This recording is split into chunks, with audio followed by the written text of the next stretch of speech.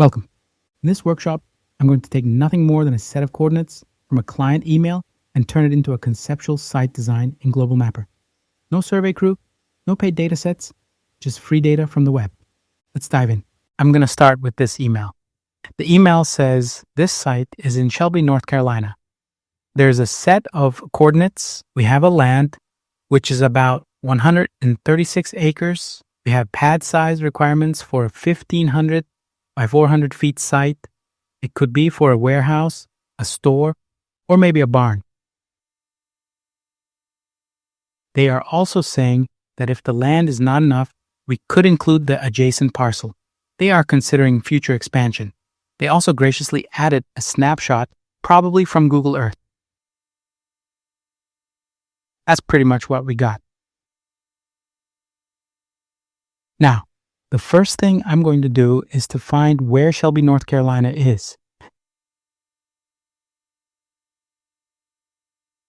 Then I will locate the site based on the coordinates provided in the email.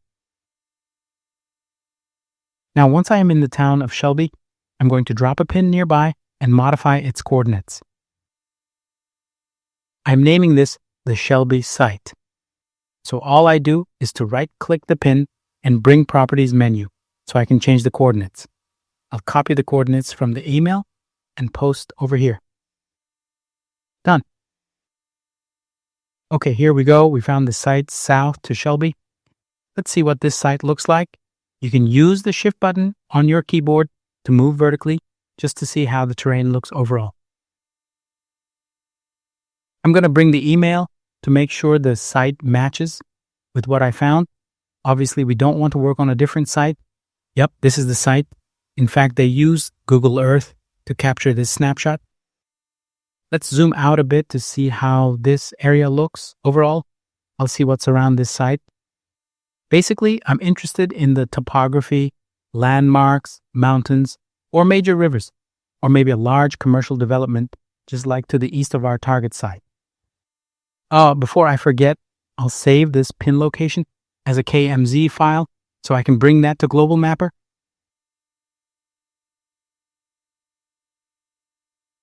Okay, so this is how Global Mapper looks like. There are two main windows, right? One is where you can open files, and the left is where you'll see the layers. So I loaded up the pin where we saved the file.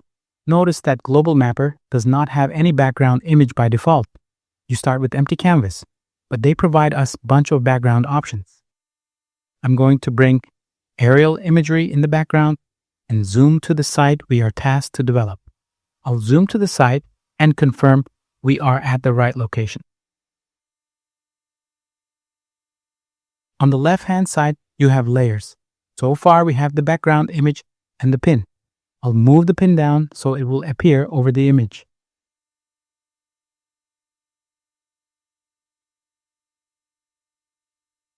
The pin served its purpose, so I'll turn off its layer. I'll keep it here in case we need it again, but for now, I'll hide it. The next thing I'll do is to bring surface for the terrain. This is called Digital Elevation Model, DEM for short. It's essentially high-resolution elevation data. I'll use the current screen bounds option because if you don't, it will open the entire data set, which would slow the system. Notice how different features, like roads or drainages or streams, shown in different color. So it indicates how the site topography looks like. This is called Atlas Shader. This layer is essentially ground elevation stripped from vegetation. So it's like an X-ray view of the site. I'm going to briefly study this site and see what we are dealing with. I noticed two large drainage features. One looks like a boot, much like Italy. And there is subdivision southwest to our site in a large commercial development, maybe a large factory or a wholesale supermarket, but certainly something we could use to locate the site for other data sets. Let's switch over to Google. My goal is to bring further data from public sources. But before I do that, I need to know in which county Shelby is located. This would help me pull some free data on the internet. Okay, it looks like Shelby is in Cleveland County, not the city, but the county of Cleveland. this would definitely help me to find some parcel data. And that's what I am going to start with. I need to know exact land boundaries. There are many sites you can pull this information from, but I'll use this site called parcelviewer.us. The information is completely free. The major advantage of Global Mapper is the ability to open hundreds of different file types, because most datasets are available in shapefile format or AutoCAD format, which is not possible to view on software like Google Earth. Oh, by the way, I already picked the Cleveland County from the drop-down menu and bring what's available in this website for free. The link takes me to a local website. This is always different from county to county. Okay, now I think we hit a data jackpot because there are many files here. I will see what type of data is available for download. Looks like we have some useful data here. I'm actually interested in seeing some of these data sets as well. So it's good they are all in one place. I started by downloading parcels, roads, maybe streams. Let's see, what else do I need? We could get floodplains and water lines. I think it's enough for our first pass.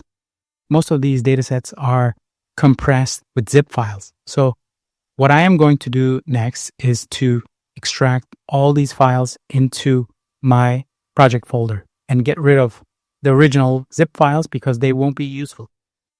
Here we are almost ready to bring these files to Global Mapper. But what I want to do next is to show you how you can download external elevation data. Although Global Mapper gives access to these publicly available data, sometimes it's good to know where the sources are. And I'll talk about why I do this in a minute. One of the best sources of free elevation data is USGS, United States Geological Survey Portal. You can find Lidar, which is high-resolution data, and was shown in green, and it's pretty much available anywhere in the United States. If you are outside of US, don't worry because each country have their own portals to offer such information. And sometimes other countries have publicly available information on others, purely for security reasons or other interests. So while I was explaining all of this, I brought satellite imagery as my base map so I can locate where our site is. I found the city of Shelby. Remember the large commercial site to the east of our site? It helped me to locate our parcel by just looking at the satellite imagery. You can also use the search function or coordinates to locate the site on top right corner, but I found this is a lot easier. I hit the icon under Home button to pick an area of interest like this, so I can find what type of data is available here. We have point cloud, LiDAR data. I'll see what type of resolution we have available. There is a 1 meter resolution dataset available here. It's actually a pretty good dataset, much higher resolution you can get. Looks like there are 2 tiles here that will cover the entire area, so I am going to download both of them. It might take a while because these are large files to download. You might sometimes see arc-second next to your dataset in the format of fractions. It's just another way of defining resolution. Obviously, the lower the number, the higher the resolution, because it's just the distance between 2 data points.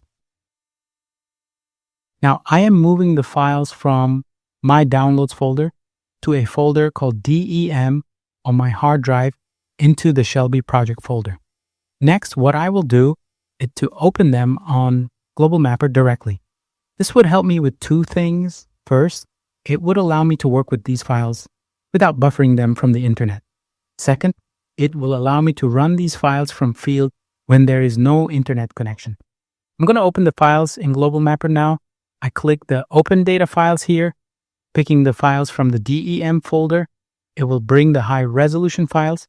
It is asking me whether I should bring the elevation or open the files as image only. I chose yes for DEM. Oh, make sure you use consistent measurement system. I use imperial system in this example, but Global Mapper allows you to switch to metric system if that's what you use in your work. Okay, now that I have 1 meter resolution LiDAR uploaded, I'd like to see if there is any change happened in this area, because sometimes between datasets, you can see differences as they are taken in different years. So, at this location, There are no significant changes. So I'll bring the aerial imagery one more time because I will show you a trick.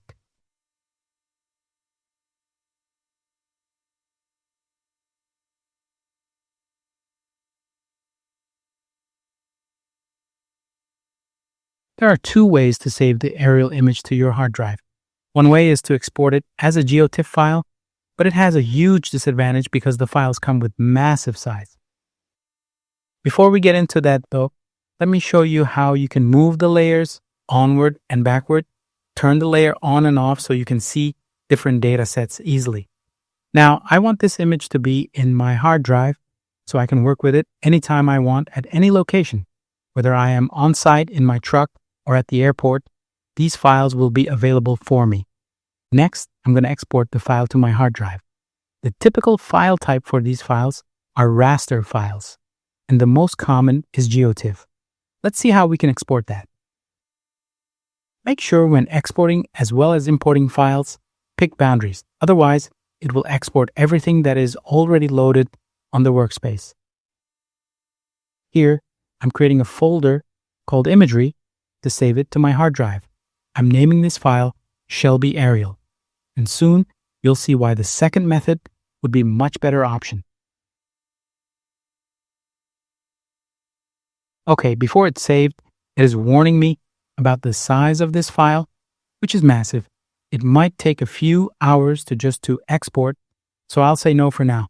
Let's look at another option. This is another way of saving image to my hard drive.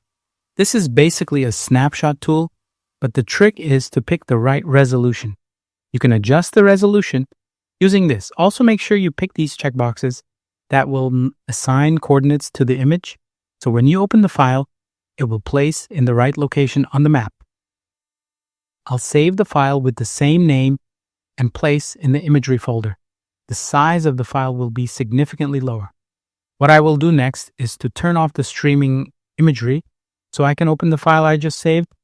The imagery should open at the right location. I'll check the size of the imagery and make sure all the necessary projections are correct. And yes, it seems the file is a lot smaller and manageable. I'm going to zoom in and out so I can see the details. You can even see the distance legend there, but that's not important. I found this image resolution is good enough to work with this site. Better resolution, then this will have diminishing returns. What I am going to do next is to turn off the streaming imagery to avoid the overlap. Next, I'll bring back the DEM and see how it looks like. Right away, you'll notice that there is a white border. Let me show you quickly how to get rid of that. I'll pick a color from the map so it will make that specific color transparent. In this case, this is the color. This will basically make the white color transparent. Let's see how it looks like without the white border. I'll hit apply and close this box. Yep, I think it's good. I'll play with that later if it is necessary. Now that we have two critical datasets, image and DEM loaded up, I will add the data I saved to the layers. I would like to start with parcels. I want to see how the land boundaries look like. For that, let's go to Folder and bring the right files. The files typically come with their original format, so we might have to change the appearance to make it work for our purpose. Within the folder, there are many files. Usually the one we are interested does not show an extension. Let's see what it will look like. Yep, looks all blue. Let me quickly change that. Right-click the layer and bring this dialog box. I'll go ahead and change the area style and remove the solid fill and leave the boundaries. This looks much better. Let's click our parcel and see what kind of information is stored in the attributes. Looks like parcel extends to the east of the road, but we are not interested in that part of the land.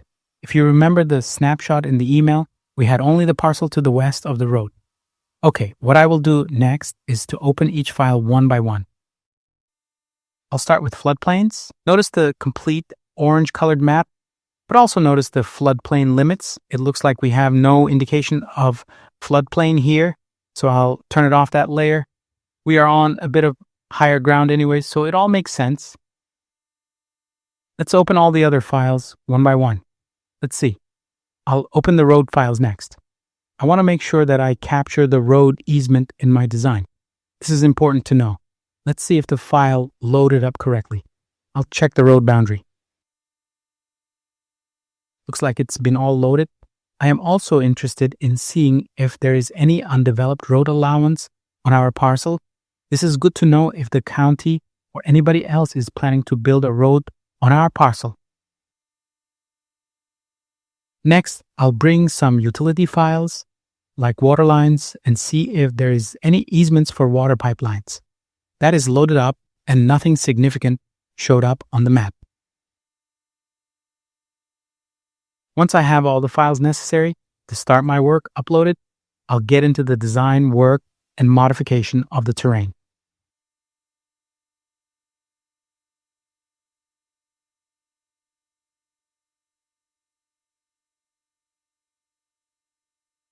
I think at this point, I'm going to need a refresher to remind me the site requirements before I'll dive into the design.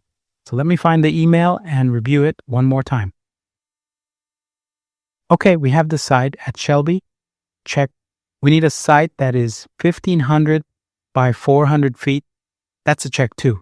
Oh, I didn't notice this in the details. It says that the parking and staging area access route will be separate to this 15 by 400 pad. That's important. What else? I think that's about it. Oh, I almost forget one of the most important things to do, which is to save this file. Global Mapper called this a workspace, so I'll save this as a workspace using the date-first approach, meaning I'll name by typing the year, month, and the date followed by the site name.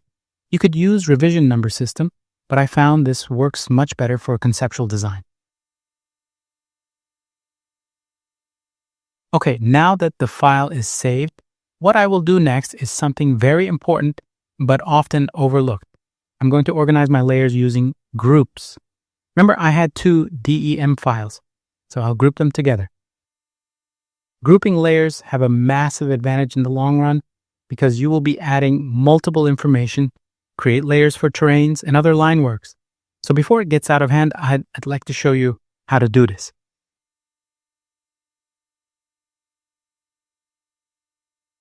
Next, I also want to group all the data I found for parcels, utilities, and roads. So let's group them together and call them public data.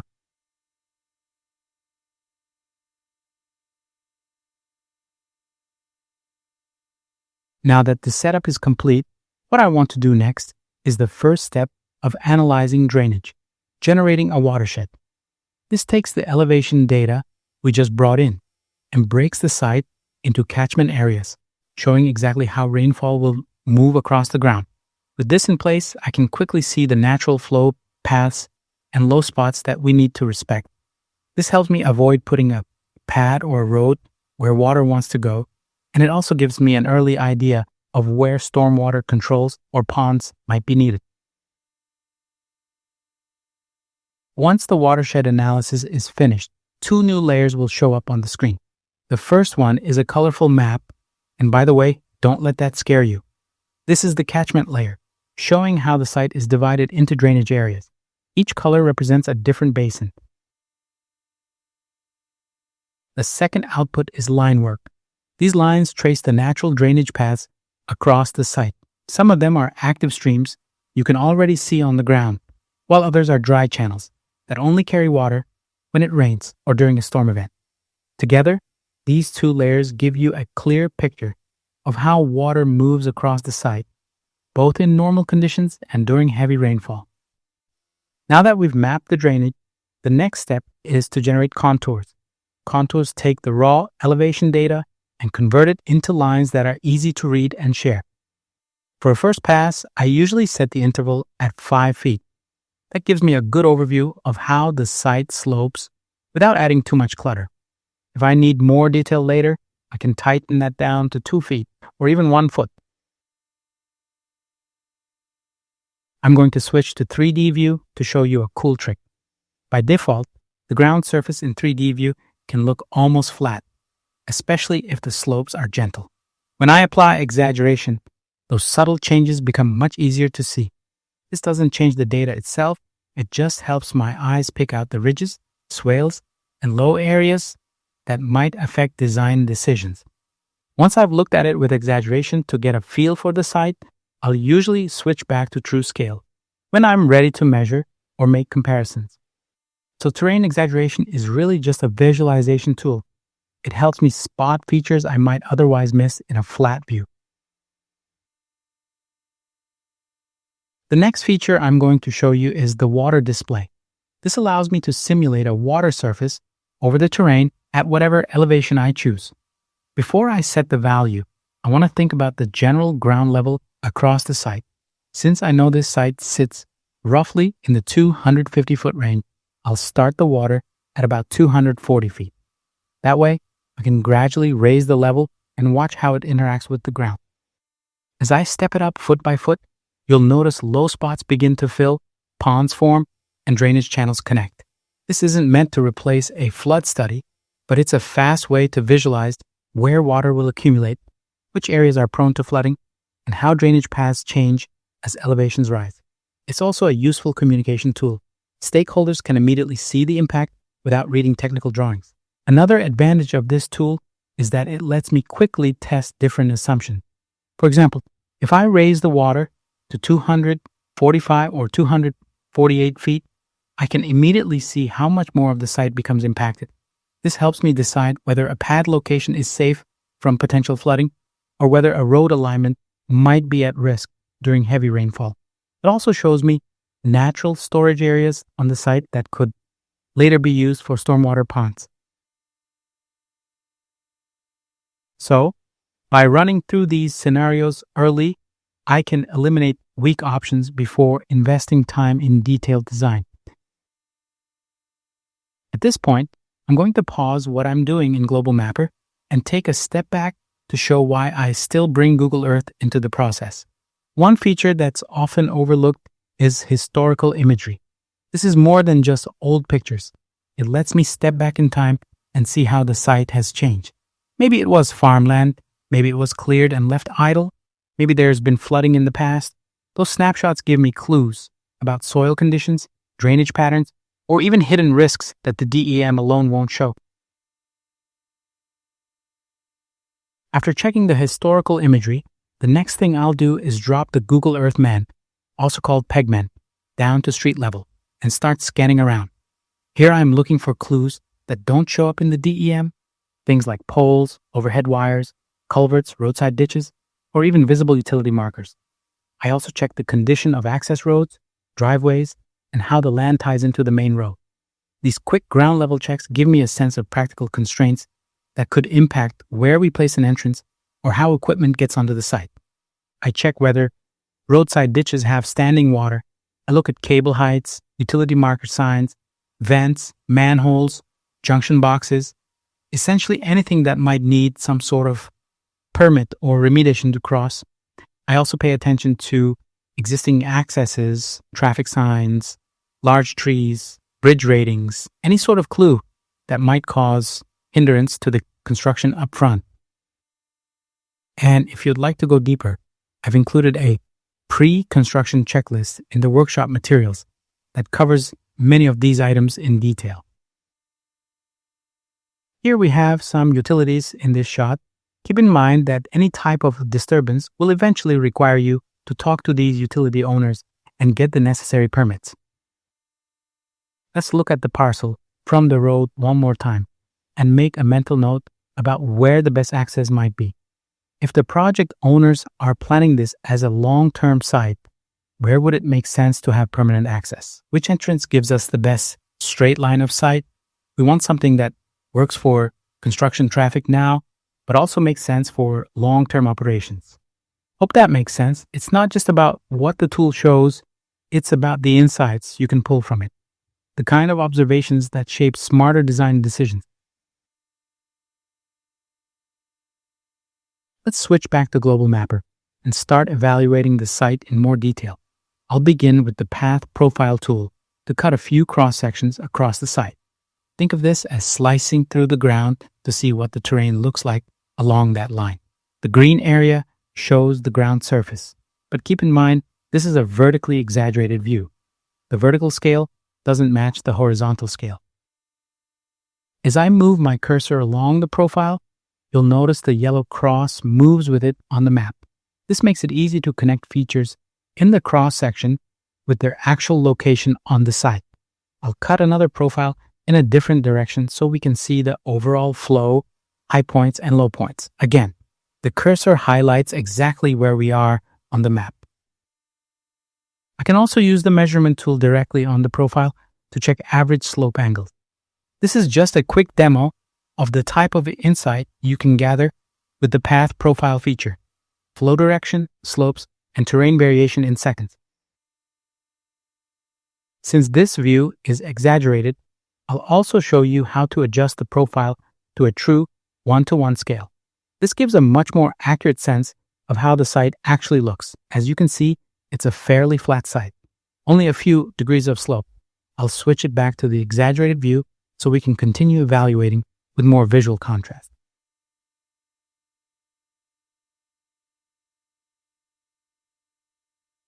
Next, I want to show you something very useful. I'll cut another profile and export the data to a CSV file, complete with coordinates and elevation values.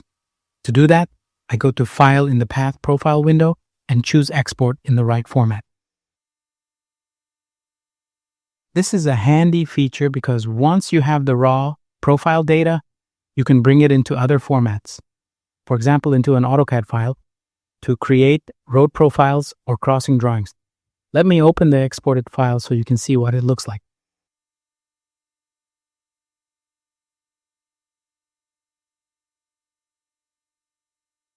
Here's the original data. What I'm going to do next is build a simple profile by plotting distance against elevation. First, I'll clean up some of the unnecessary columns and rearrange the data so it makes sense. Basically, I'm turning this into an XY plot that can be reused, either as a graph or exported back into other formats for detailed design. For example, if I'm working on a pipeline crossing or planning a new road alignment, I can take this exported profile straight into AutoCAD and use it as the base for my design. I can also share this Excel file with colleagues who may not be using AutoCAD or Global Mapper.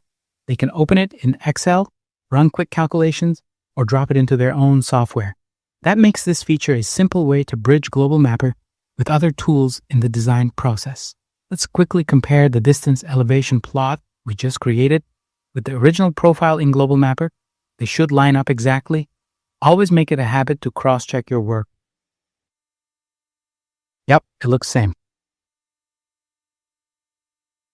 Next, I'm going to work on some drawing features to highlight the parcel boundary and move it to its own layer. There are two reasons for this. First, I want the boundary to stand out clearly on the map. Second, I'll be using this same boundary later when we run cut and fill volume optimization. And for that, it needs to be isolated on its own layer. I'll name this layer Shelby Parcel and set the boundary color to yellow so it's easy to see. Now we've got a clean, dedicated layer to work with. What I'm going to do next is start plotting the pad. Drawing lines in Global Mapper isn't quite as straightforward as AutoCAD since it uses coordinate systems. That's why I'll use the Kogo option, which makes it easier to create a pad that's 1,500 by 400 feet. It might look a little intimidating at first, but I promise it's not. First, I'll enter 1,500 for the distance using US survey feet. The bearing stays at 0, which points north, and I'll add the first point. Here, 0 is north, 90 is east, 180 is south, and 270 is west. Next, I'll enter a distance of 400 feet with a bearing of 90 degrees to add the second point. Then, 1,500 feet at 180 degrees to find the third point. Finally, I'll enter 400 feet at 270 degrees, which completes the rectangle and brings me back to the starting point. Now we have the pad defined as line work. I'll save this into a separate layer. I'm going to call it Site Pad.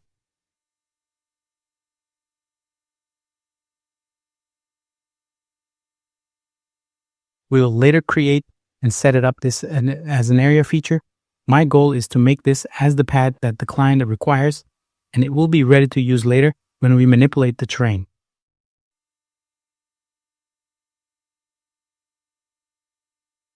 Now, as you can see, the rectangle is created. Don't worry about the exact location just yet. Global Mapper will let us move it within the parcel to find the best spot that minimizes cut and fill volumes. Right now, this rectangle is only a line feature, not an area. So the next step is to convert this line work into an area feature. I'll save this to the same layer I recently created. Once that's done, you'll notice that the pad show up as an area. I'll go ahead and remove the solid fill color so we can keep the view clear while we continue working.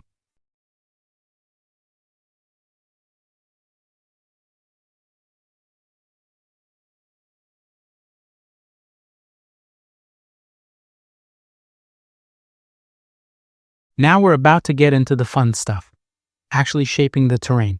I'll use the Create Flattened Site Plan tool to generate a pad surface that balances cut and fill. That's why I've chosen Calculate Flatten Height that equalizes cut and fill volumes. This option makes the software do the math to find the elevation that minimizes earthwork.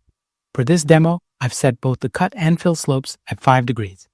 In real projects, you normally use larger values, but here I'm keeping them small so the visuals are easier to see. Under Site Placement Optimization, I've checked Optimize Placement of Pad Side to minimize cut and fill. This lets Global Mapper shift the pad within the Shelby parcel boundary to find the most efficient spot. I've kept the search resolution at medium and allowed the pad to rotate so the software can test different orientations instead of locking it to the one I drew. After hitting OK, Global Mapper gives me a report with cut and fill volumes plus some basic measurements. This shows how much material would need to be removed, how much fill is required, and whether the site balances out or needs import-export. It's a quick way to get hard numbers instead of just guessing. Next, I'm switching into 3D view to take a closer look at the site from different perspectives.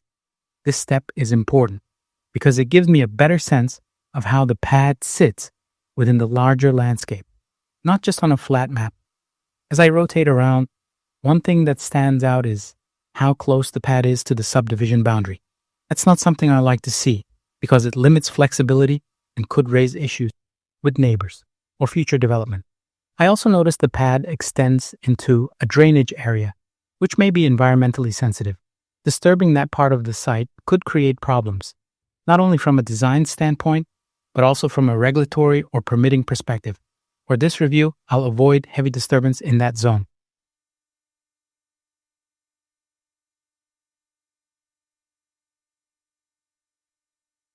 Now, I'm going to cut a few profiles across the new terrain and measure some slope values. This helps me check how the grading looks after placing the pad. By drawing cross sections, I can see exactly where the ground was cut, where it was filled, and whether the slopes fall within a reasonable range. Using the measurement tool on the profile gives me quick slope percentages, which is a fast way to confirm the terrain is workable before moving further. And you know what? I'm actually not happy with how the pad was placed automatically. So this time I'll manually pick a spot to avoid the issues we saw earlier. So I am going to close this profile and think about how I can place the site at a better location.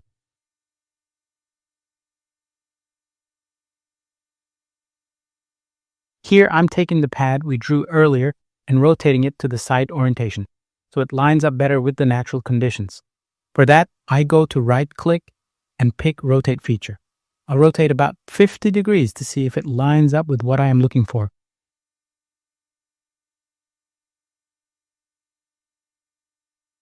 Bear with me while I am checking to see if everything is correct here. I'll move the pad slightly to where I want to be and maybe adjust the rotation. So let me make another small adjustment, about 4 degrees. Once the orientation looks correct, I move the pad into position between the two drainage features. This placement keeps it on higher ground, clear of sensitive areas, and makes the footprint fit more naturally within the parcel. I think I'm happy with how this pad turned out, so I'm going to go ahead and create terrain here. But before I do that, I'll take a different approach and attach the terrain elevation directly to this area. The reason for doing this is when we move on to cut and fill calculations, the volumes reflect actual site conditions instead of assumptions. Now I'm going to run the terrain flatten tool again, but this time I'm setting it up to be closer to real project conditions. You'll notice the setup window looks familiar, but there are a few important changes compared to what we did earlier. First, I'm not using the optimize placement function this time. I'm keeping the pad right where I placed it manually. Second, I've set both the cut and fill slopes to 30%, which is a more realistic value for actual grading compared to the small slopes I used earlier, just for visuals. And finally, I've checked the option to add measurement attributes to the terrain. This is a key step because it saves the cut and fill volumes directly into the layer attributes. That means I can come back anytime and read those values, instead of the software just showing them once when I first run the tool.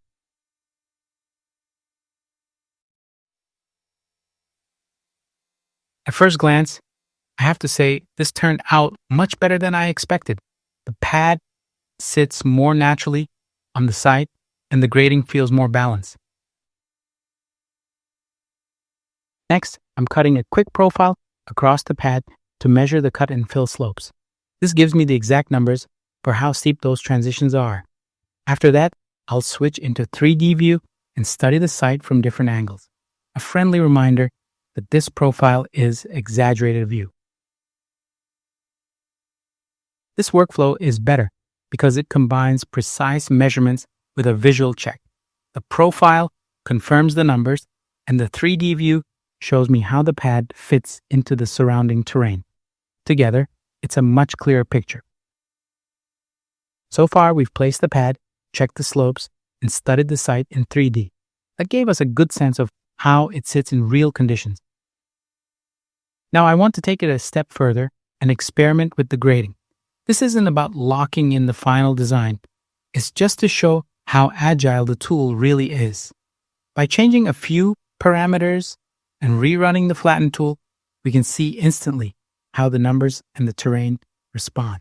Next, I'll run another grading pass, but this time with only a 2% cut slope. I do not change any other setting. I'm using the same configuration that I used previously, but just changing the name of this run so I can show comparison. Right away, you can see how much cut is happening here. Because the angle is so shallow, it spreads out and spills over into the higher ground. This is just an experimental run to show how aggressive the tool can be when you push the numbers. You wouldn't design it this way in real life, but it's useful to see the extreme. It helps you understand the relationship between slope settings and the amount of disturbance on the site. Here's how it looks like in 3D. And actually, I want to take this one step further and perhaps include the higher ground a bit more. Now that I see how much material we have there, we could take advantage of the extra volume. Again, my goal is not to make this my actual grading design, but perhaps measure the volume if we had to use that material to fill in between North Parcel. Remember the email? It was saying they could potentially buy the adjacent parcel for expansion. Okay, this time, let's just use 1% for cut slope and 10% for fill slopes. This way the site will be gradually flattened rather than with large slope angles. Here we go. Let's see how it looks like.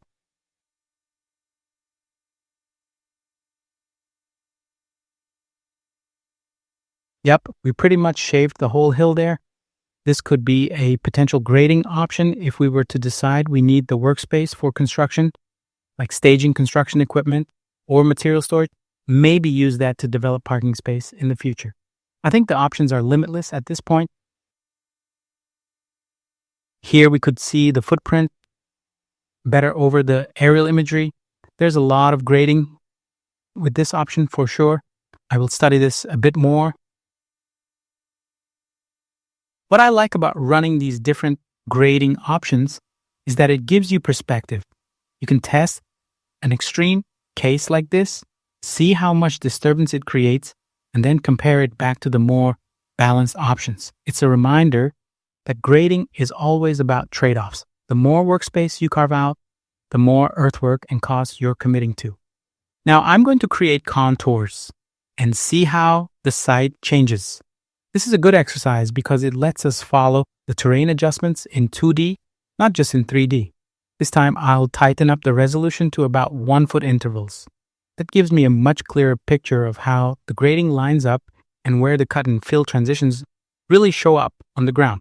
Looking at the contours, you can see how the curves tell the story of the terrain. The tighter the spacing, the steeper the slope, and where the lines spread out, that's where the ground levels off. Let me give you a quick side note. In practice, existing contours are usually shown with dashed lines and new contours with solid lines. That makes it easy to see what's already on the ground versus what's being proposed.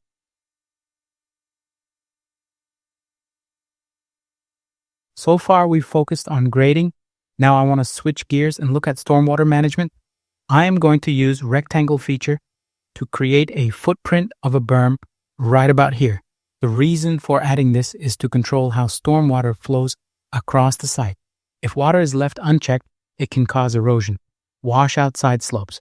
By shaping the flow with the berm, we slow the water down and guide it to a safe place. Even at this early stage, it's important to think about stormwater, so the site plan stays practical.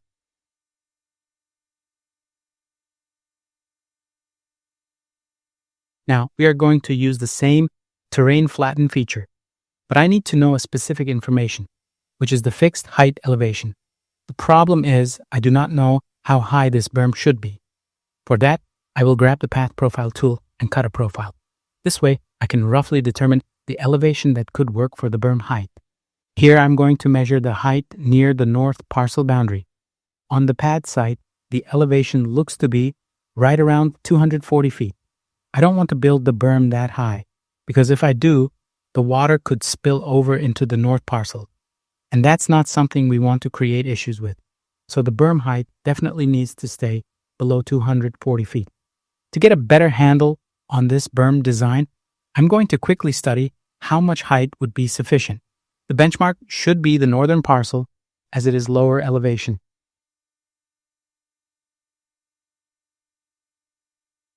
I'll draw a quick measurement line across the gully. That lets me see how high the berm needs to be to hold water in place without overtopping. From this check, it looks like 238 feet is about the right maximum elevation. That gives us just enough containment while keeping everything inside our boundary. Next, I'll take that number and plug it into the flatten tool. This way, the berm will follow the terrain properly, and we can test how it performs. I'm going to use about 30-degree slopes for this berm.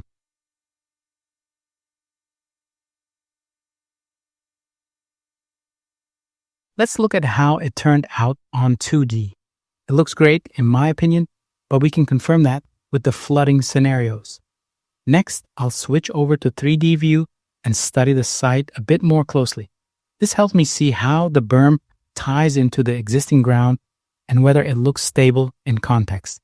Once we've checked that, we'll be ready to set up and review different water level scenarios, basically raising the water step by step to see how the site responds. Now let's take a look at the water rising scenarios. What I'll do is slowly raise the water level across the site to see how it fills in behind the berm. This is important because it shows us not just where water will pond, but also at what elevation it starts to spill over. By stepping the water up a foot at a time, I can test how much storage volume we have, check if the berm height is adequate, and make sure we're not flooding areas we need to keep clear. This kind of exercise gives us confidence that the stormwater management features are doing their job, and it helps us catch problems here before we ever get to construction. One more thing to point out here, a berm doesn't just have to act as a water control feature. In this case, we could also think about using it like a road to cross over and to the north parcel. Since it's already elevated and follows the terrain, it could double as an access point for equipment or even long-term site operation. Another option we can look at is building a pond structure. This is a really common approach in site development because ponds not only help manage stormwater, but also give you long-term control of sediment. I'll start by sketching a rough outline of the pond. To make it realistic, I'll follow one of the natural contour lines so the shape fits into the existing terrain. That way, we're working with the land rather than forcing an artificial footprint. The goal here is simple. Create a basin that can collect runoff, retain water, and trap sediment before it leaves the site. Once the outline is drawn, the next step is to add a berm around the pond. The berm ties the pond back into the natural ground and creates the walls that hold the water in place. Without the berm, you just have a shallow depression. With it, you create a controlled storage area that can perform reliably. Inside the pond itself, we'd also remove some soil to deepen it. That excavation has two benefits. It increases the storage volume, and it provides a place for sediment to settle.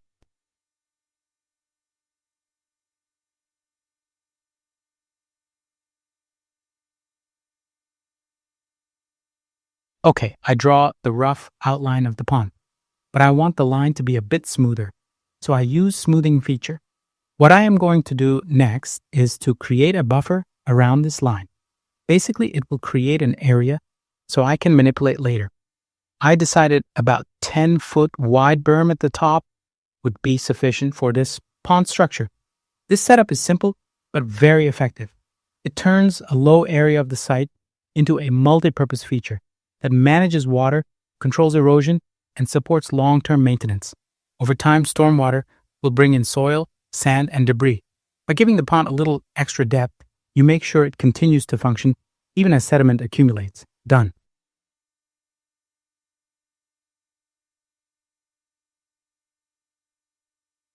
Now we have an area feature that I'd like to modify to create a pond.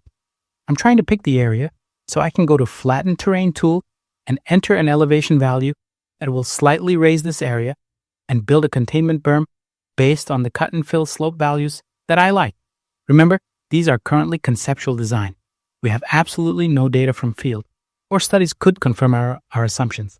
That will come later in the stages. I am entering about 245 feet height and 30-degree slopes to build this containment berm.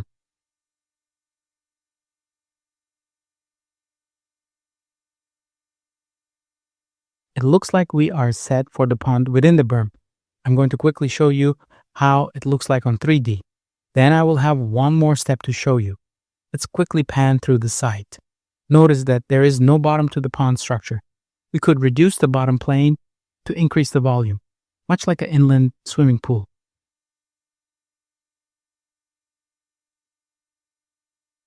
Let's see if I play with the water level and see how much water could accumulate if this is a real structure. I am trying to see with bottom plane lowered, it could potentially gain significant volume for capacity. I'll switch back from 3D view to work on the last step. For that, I need to pick the middle section so we can flatten the terrain to an elevation that would work for us. I'll select the middle area and go back to the Flatten Terrain tool one more time. This time pay attention, because we will be changing one critical feature which will work backwards in creating the Flatten Terrain tool. Here are the specific options needs to be checked out. Also, I picked a lower elevation than current terrain, so it would create a pond-looking structure.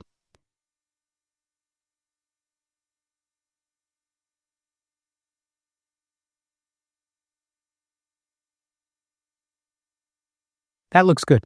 Let's switch over to 3D and check the pond features.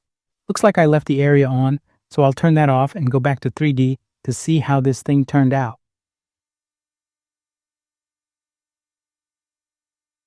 Looks pretty good. I'm going to check the bottom of the structure.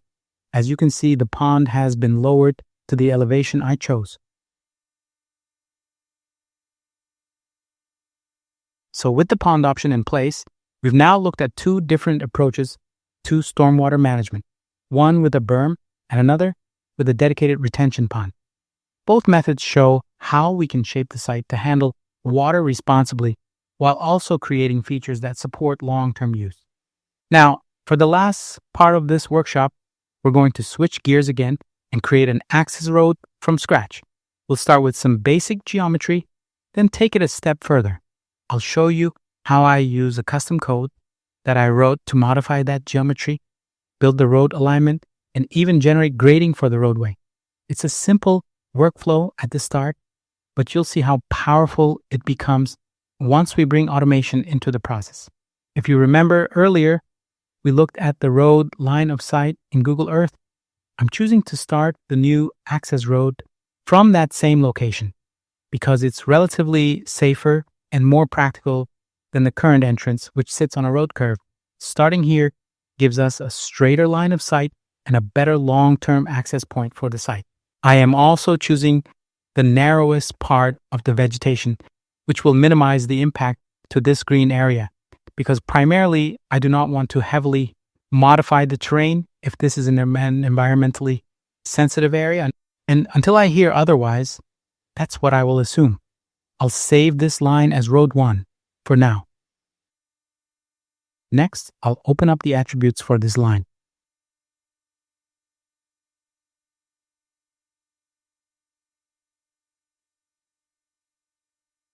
You'll notice right away that it doesn't have any elevation values attached.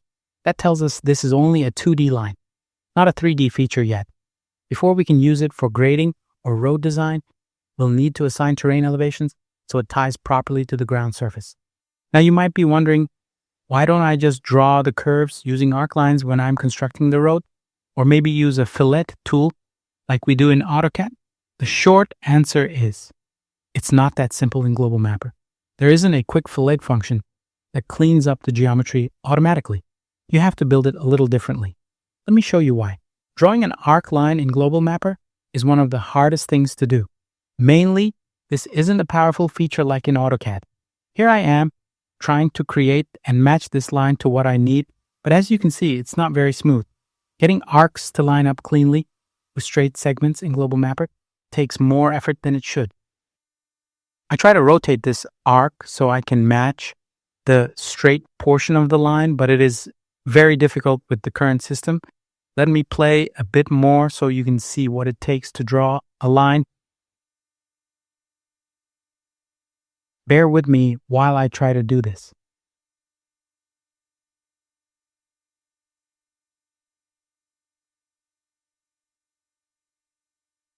Yeah, this is a lot harder than I anticipated. You know what? That's why instead of fighting with it, I'll show you an easier way to handle curves in the alignment. It's a simpler approach, and it saves a lot of time compared to forcing arc geometry by hand. So first thing I am going to do is to use Path Profile feature to generate a profile view. After that, I will export the data to an Excel file, much like we did at the beginning. But instead of default sampling as shown here, I will make it 10 feet sampling. This means there won't be 32,000 rows in the Excel file, but every 10 feet. Next thing I do is to save this profile as XYZ file. It will open the save dialog, but make sure when you are saving the file, enter the file name and the extension as CSV. Otherwise, it will not work. I'll save this as Road 1 profile in CSV format and then bring the Excel file to show you what we got.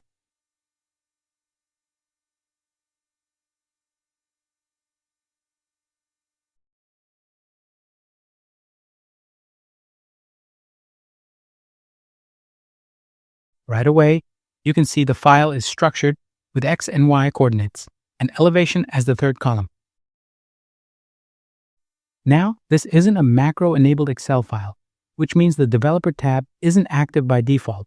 Instead of going through all the setup steps, I'm going to shortcut it. I'll go to View, then Macros, hit the Record button, and immediately stop it. That creates a placeholder macro I can edit. From there, I'll open the macro, delete what's inside, and paste in my own code. By the way, I've included this code in the workshop documents so you can use it directly. Once it's in place, I hit Run. Looks like a little play button, and the macro will start asking me for inputs like speed or friction values.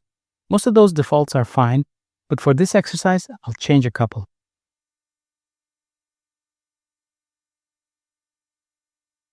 I'll set the grade to 1%, which keeps the road pretty flat and choose a 1-foot pavement thickness. Think of that not as an asphalt road, but just as the thickness of a basic construction road. With those values set, the macro recalculates the rows, smooths out the curves, and assigns elevation points automatically.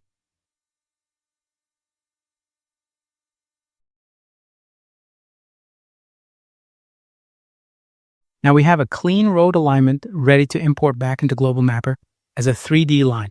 All right, so now that the macro has generated the road geometry with coordinates and elevations, the next step is to bring it back into Global Mapper. This is where we can finally see the line as a true 3D alignment instead of just a spreadsheet.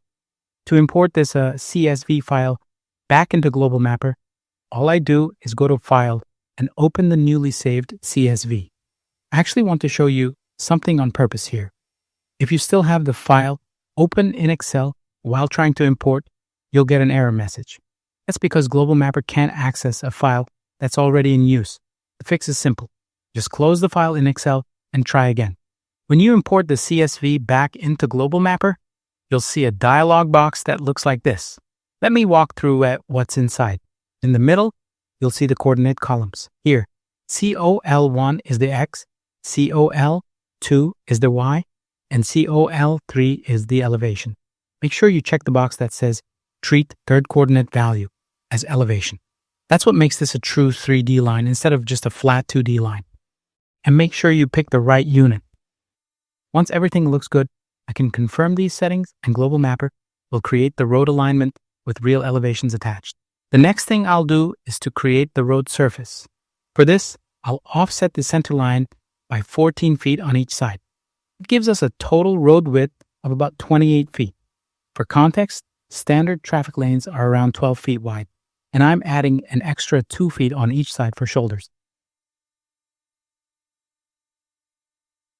When you're setting this up, make sure to pick the rectangular boundary option instead of round. That way the road edges stay straight and match what we'd expect in a real construction scenario.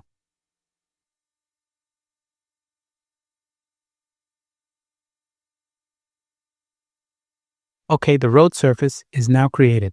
What I am going to do next is to confirm what we built on 3D. Let's switch over.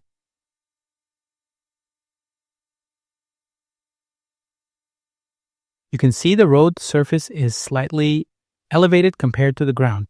That's because we already defined a grade for the road back in the macro step. It's a small detail, but it shows how the alignment carries real slope information into the surface model. Now, normally I would create a surface next, but I'm not going to create grading for this first road yet because I want to show you something more useful, a comparison. What happens if we take the exact same road and change some of the parameters? So what I'm going to do next is to create a second road at the same road alignment. In the second option, I'll elevate the road a bit higher, increase the vertical grade to a steeper value, and maybe even change the vehicle length setting in the macro. That way, we can see side by side how the alignment looks and feels when we change the inputs. So I follow the exact macro steps because CSV files do not save macros.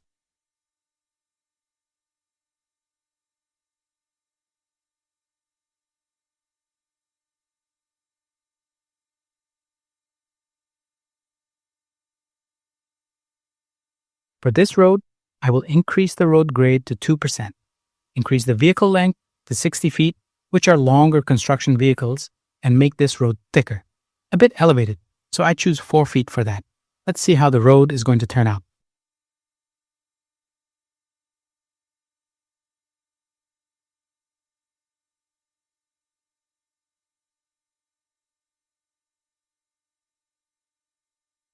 I'll save this file and close it before I upload it to Global Mapper.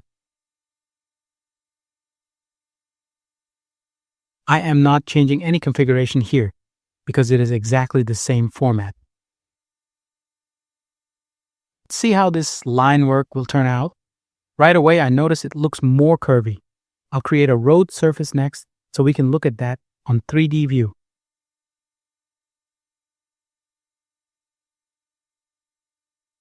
I'm using the same width for the road, but I want to name it differently. and save this as road 1 with 4 feet thickness.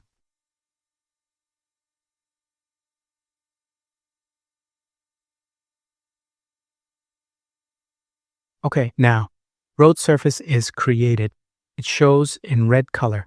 Global Mapper automatically assigns different colors when you create surface like this. I will bring the previous road over this to compare, but let's take a look at it on 3D first so we can see if this road turned out okay. The main difference should be on the road elevation as we assign 4 feet thickness. Notice how the road is elevated at the drainages and low points. This is primarily due to grade percentage we entered. I think we're ready to create a surface for this road.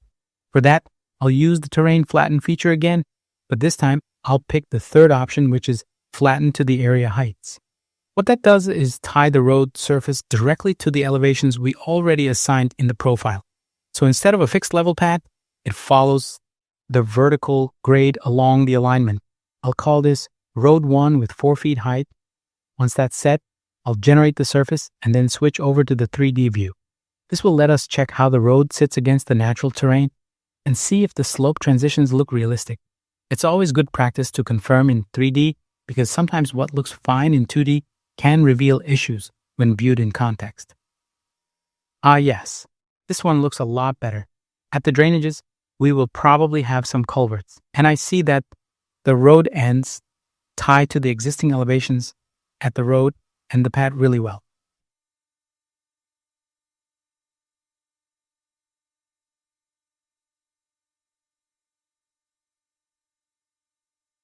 Let's see how the other road compares to this. I'll do the same with the 1 foot high road and see how the surface would look like.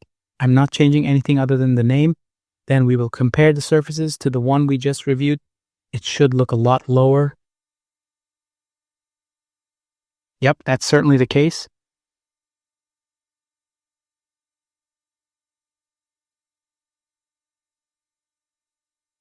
I'll turn on off so you can visibly see the difference between two road surfaces.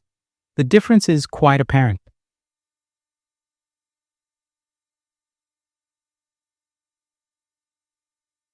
Okay, before we jump into this final step, I want to thank you for sticking with me through the process so far.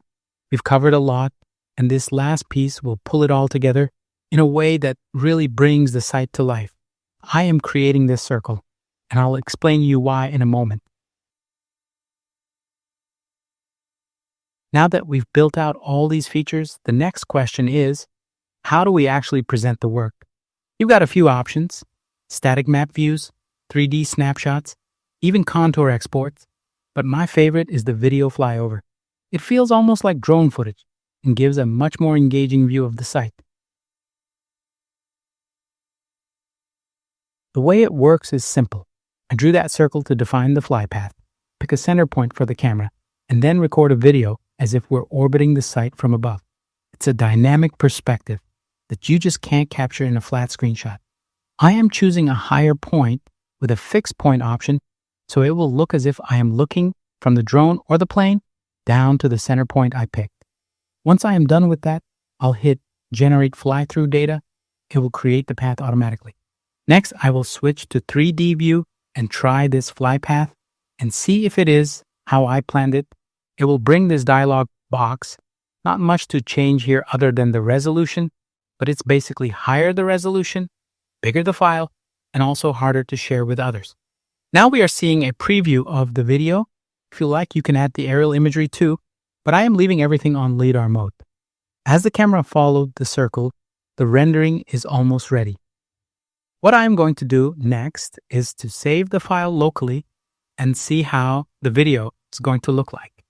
And while you're watching this final recorded video, I just want to take a moment to thank you for staying with me all the way to the end. We've covered a lot together. We started from basically nothing more than a blank canvas, and layer by layer, we built this into a complete site concept you can actually use and develop further. Along the way, we looked at elevation data, contours, flood analysis, drainage patterns, stormwater management, and grading scenarios, all tied into each other and as a repeatable workflow. My goal here was to not only show you the tools, but also how to think through the process, how to make decisions, test options, and catch potential issues before they become costly problems in the field.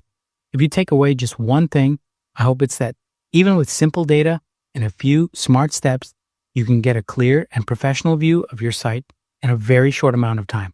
If you have any questions about the process, or if you'd like guidance on applying this workflow to your own projects, feel free to reach out to me directly. I'm always happy to connect, answer questions, or dive deeper into specific challenges you might be working on. So, for now, goodbye, and I'll see you next time.